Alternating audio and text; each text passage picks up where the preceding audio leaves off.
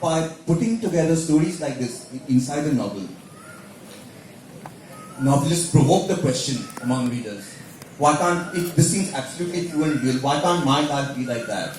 And in that sense, there's a very powerful progressive undertow in fiction in India and South Asia, which I feel is a tradition that I empathize with and I want to belong to, and that's what I love most about my identity. That in a way there are these two pulls in it, and I like nothing better than in a way look into the mirror and not see anyone at all. But how easy would it be? What are the challenges you would face when you have to step out of your identity as, let's say, someone from the South writing about someone from the North, or someone from India writing about someone outside India? How do you have to leave the identity that you have as a nationality when you write about someone else?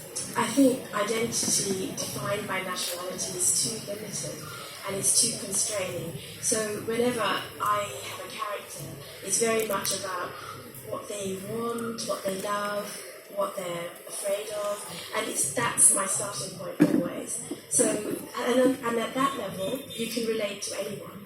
So really, there's no limit. Your characters are yours. I mean, the beauty of being a writer, writing fiction, is that you own the whole thing. You own the place, you own the people, you own their thoughts to some extent, until you kind of let them be and live and have their ideas. So all you have to do is to understand the character. That's your job. And it's true in life. When you meet somebody, our duty is to understand each other. And that's the most important thing. So to look at the definitions in a way takes that wonderful kind of openness away. So for me, the challenge always is to understand and to explore somehow. And then something might come out of it that's interesting. Yes, humanity is a minute species, and there is a connection between learning the signature traits of another human being's speech or thought and empathy, without which you cannot have society. And for instance, if you look back at your own experience, there's sometimes when you go and meet a certain old friend of yours, you spend a lot of time with one person, and after 4 or 5 days, I travel sometimes with a photographer and a camera, 10 or 15 days. You've never met somebody, and then you have all this time together. And by the end, you find yourself using some of the same words that they do purely by a process of close association for such a short amount of time. That shows just how plastic human character is. And of course, it's hard to write stories about people who are not like yourself, but if you didn't try to do that, we'd all be, in a way, stuck in these little narcissistic islands of personality. And I feel, in a way, as a writer, I feel very unsympathetic to that trend in fiction in which all characters or plots or stories in somebody's books are essentially stories about people very much like themselves. I understand there's value to be had in the autobiographical line, and fiction has many different streams. But I think, there's nothing personally, and even in my reading, I find nothing so exciting as someone who can use a chameleon and take on all sorts of voices. And that for me is a surprising pleasure of fiction, the sense of discovering the depth and diversity of the world on a single page of someone's reading of it. So, how would you say your characters in your latest book, Cloud, Yes. deal with identity?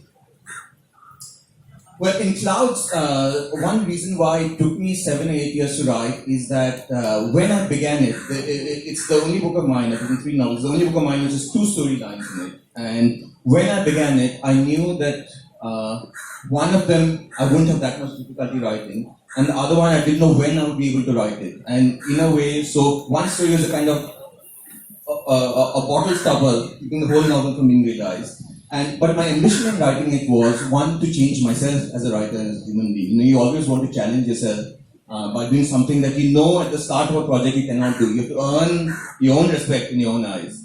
And in this case, I thought it would be nice. I was in my early 30s, and suddenly I just published my first book, and many of you who are writers here in the audience will know there's a certain freedom and pleasure that appears in your life, at that juncture in your life, when suddenly you realize you're capable of doing something quite well.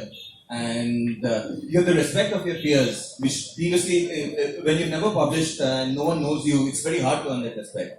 And you suddenly have a little swell of confidence and ambition in you. And I wanted to write a book that described all the conversations I suddenly heard taking place around me in India, both in the city and in the village. And I wanted to write a book in which no reader would be able to recognize themselves. They might recognize themselves in one of the protagonists or the other, but no one would be able to say of both the characters in the book that this is me. So it's a story about, on the one hand, a Parsi psychotherapist, a native of Bombay in his early 40s, who, after being recently divorced, is looking for love in India, in Bombay, and finds at that particular age, it's a very hard place in India to find love newly in. There's no real institution set up to meet new people. And he's also realized he doesn't have the vocabulary now. 20 years have passed since he last wooed somebody, and he doesn't even have the language to say, how do you approach somebody? Do you wait for them to approach you? What is right? What is wrong? He's at sea, but in a very familiar world. And on the other side, which is a difficult bit to write, I spent a lot of time at this point out of some kind of coincidence among, in a small village in Orissa, the state I come from, and lots of women there were standing in local elections, at panchayat level elections. And this to me was a clear change and a sign of how in 70 years of us being a democracy, for all its faults, things have percolated down to one of the most remote parts of India, such that someone who previously for the last 2,000 years in India would have no power in a society like that could stand up and say, well, will you please vote for me? And it seemed to me to be very nice to put both these stories, one about sexual desire, love and longing, and the other one a story about religion, politics, and coming to an understanding of yourself as part of a giant Indian mosaic, into the same book.